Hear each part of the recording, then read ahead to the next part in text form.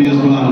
కాబట్టి మీరందరూ కూడా కష్టపడి మన ప్రజలకు మేలు చేసే విధంగా మన ప్రభుత్వం ఇస్తున్నటువంటి సంక్షేమ పథకాలన్నీ కూడా ఎక్కడా కూడా పొరపాటు జరగకుండా వారి అర్హత ప్రకారం వాళ్ళకు అందించే విధంగా మీరందరూ పనిచేయాలి. అలాగే మన ముఖ్యమంత్రి గారు రేపు రాబోయే కాలంలో మళ్ళా మనకి ఎన్నికలు వస్తున్నాయి. అప్పుడు తప్పకుండా మీరు వారిని ముఖ్యమంత్రి చేసుకునే విధంగా మీరు పనిచేయాలని చెప్పి మీకు తెలియజేస్తున్నాను. పోతే మనం ఎందుకంటే గతంలో కూడా అధికారులు అందరం కూడా నాయకులు అందరం కూడా కష్టపడి చేస్తూ ఉన్నాం. కానీ ఇంత సునాయాసంగా మీ వాలంటీర్ వ్యవస్థ ద్వారా మనకు ప్రజలకు మేలు జరుగుతుందంటే చాలా అదృష్టం అనుకోవాలి. ఇక్కడ ఉన్న ప్రజల అదృష్టం అనుకోవాలి. మీరందరూ కూడా నిరుద్యోగ సమస్య తీరింది అనుకోవాలి. ఎందుకంటే ఈ రాష్ట్రానికి మన ముఖ్యమంత్రిగా జగన్మోహన్ రెడ్డి రావడమే ఒక అదృష్టం అని చెప్పి మనం ఒక రకంగా మనం భావించాలి.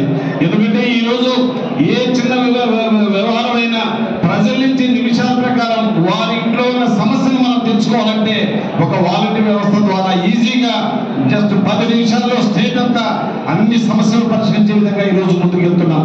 కాబట్టి మీరందరూ కూడా కష్టించి ఈ రాష్ట్ర భవితవ్యానికి మీరందరూ కష్టపడి మళ్ళీ ముఖ్యమంత్రిగా వచ్చేదానికి మీరందరూ కూడా కష్టపడి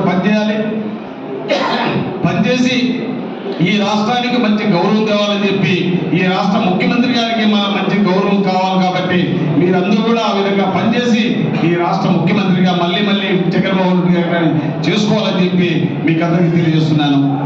పోతే రేపు రాబోయే ఎన్నికలలో తప్పకుండా మీరు కష్టించి ఈ రాష్ట్ర భవితవ్యాన్ని ఎన్నుకుంటారని చెప్పి మేము కోరుకుంటూ ఈ అవకాశాన్ని ఇచ్చిన మీకు అందరికీ కూడా పేరు ధన్యవాదాలు తెలియజేస్తూ మీకు మాకు అందరికీ